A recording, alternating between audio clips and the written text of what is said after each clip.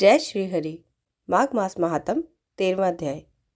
विकुंडल कहने लगा कि तुम्हारे वचनों से मेरा चित्त अति प्रसन्न हुआ है, क्योंकि सज्जनों के वचन सदैव गंगाजल के सदृश पापों का नाश करने वाले होते हैं।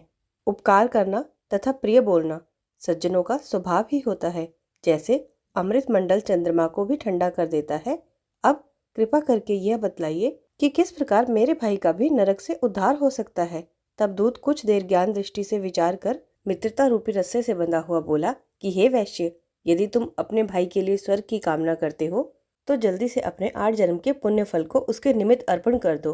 तब विकुंडल ने कहा, हे दूत, वह पुण्य क्या है और मैंने कौन से जन्म में और कैसे किए हैं, सो सब बतलाओ, फिर मैं अपना पुण्य अपने भाई को दे दूंगा।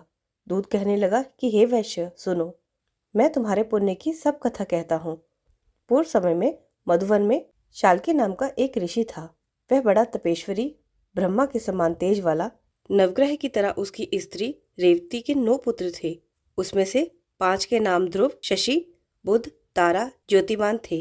इन 5 ने गृहस्थाश्रम धारण किया था तथा निर्मोह, जीत माया, ध्याननिष्ठ और गुणात्मक यह चारों संन्यास ग्रहण कर वन में रहने लगे। यह शिखा सूत्र से रहित पत्थर को सोने के समान समझते थे। जो कोई अच्छा या बुरा उनको अन्न देता था वही खा लेते और कैसा ही कपड़ा देता था वही पहन लेते थे। सदैव ब्रह्म के ही ध्यान में लगे रहते।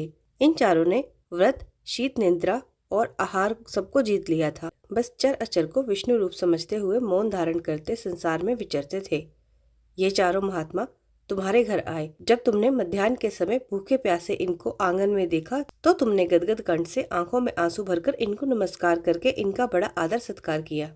इनके चरणों को धोकर बड़े प्रेम से तुम इनसे कहने लगे कि आज मेरे अहोभाग्य हैं, आज मेरा जन्म सफल हुआ, मुझ पर भगवान प्रसन्न हुए, मैं सनात हुआ, मेरे माता पिता, पत्नी, पुत्र, गाय आदि सभी धन्य हैं, जो आज मैंने हरि के सदृश आपके दर्शन किए। सो हे वैश्य, इस प्रकार तुमने श्रद्धा से उनका पूजन किया और चरण धोकर जल को मस्तक से लगाया।